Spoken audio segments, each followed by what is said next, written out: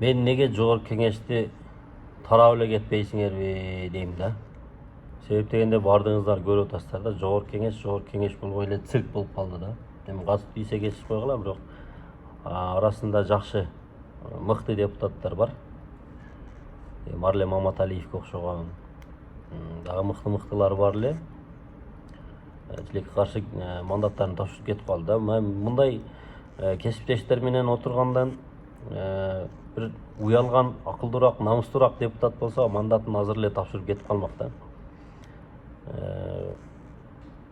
Деңгээлин көрүп атасыңар да, сүйлөгөндө деңгээлдерин көрүп атасыздар да. Эмнелерди гана сүйлөп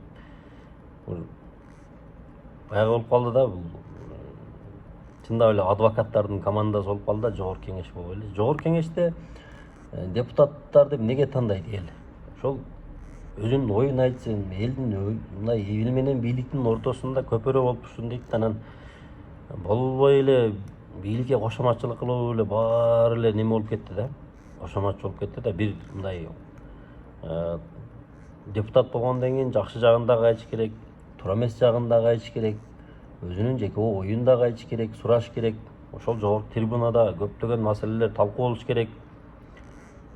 Кече ошол баягы Айжигитов деген депутатка сөз бербей өзүнүн кесиптештерин ушундай кылып атат. Эми бул азыркы бийликке бул жогорку кеңеш мындай бир алып келбей калды да, кайра ушулар жогорку кеңештин аркасынан мен ойлойм наоборот мындай немеси төгүлүп атат дейм да, бирлер төгүлүп авторитеттерин өлтүрүп атат да мына.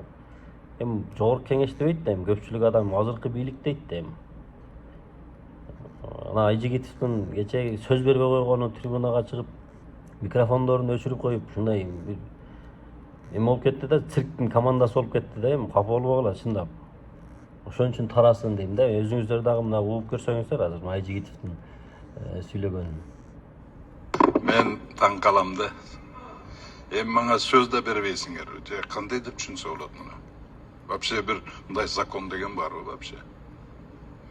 Бул парламентпи же эмне бул? Же нотариальный конторабы? Бай, уялбайсыңарбы? Сөз берип койгула да. Мен өзүмдүн жанагы фракциядан чыгып кеткен жөнүндө мен билдирүү берип коеюн деп атам.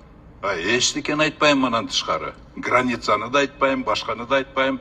Мен өзүмдүн сөзүмдү, оюмду айтып койгонго уже уруксат бербейсиңерби? Парламентсиңерби же эмнесиңер? Депутатсыңарбы же кимсиңер? Мен түшүнбөй калдым муну. Сөз да бербейсиңерби эми? Бул эмне деген эме? Бул бүт закондорго, конституцияга, регламент жөнүндө законго, статус жөнүндө депутат законго бүт каршы болуп атат азыр кылган ишиңер. Уялбайсыңарбы? Бет деген барбы? Берип койгула, дагы бир жолу коюп коюңузчу. Мындан кийин бербесе мен разымын. Эгер мындан кийин дагы бербесе разымын. Рахмат. Бул жалпы чечим, чечимди биз сыйлашыбыз керек. Экинчи жолу мен добушка койбойм. Рахмат. Отуруңуз, ишти баштайбыз. Урматтуу депутат. Көрдүңүздөрбү? Биздин жогорку кеңешти азыркы. Мен ойлойм бул тарыхтагы эң мындай кандай десем, тарыхта мындай эң мындай туура келбеген парламент ушул болуп калды дейм да менимчечи. Азыркы чакырылыштын депутаттары. Бул депутаттын оюнан, онун сөзүнөн неге мынчалык коркушат мен түшүнбөйм да. Бардык нерсе ачык болуп атса, талкуулар болуп атса, пускай бардыгы чыгып сүйлөсүн, бардыгы чыгып оюн билдирсин. Неден коркуп ага мынчалык баягы сөз бербей чөөрүгө окшоп неме болуп атасыңар, өзүңөрдүн абийириңерди өзүңөр кетирип атасыңар дейм да.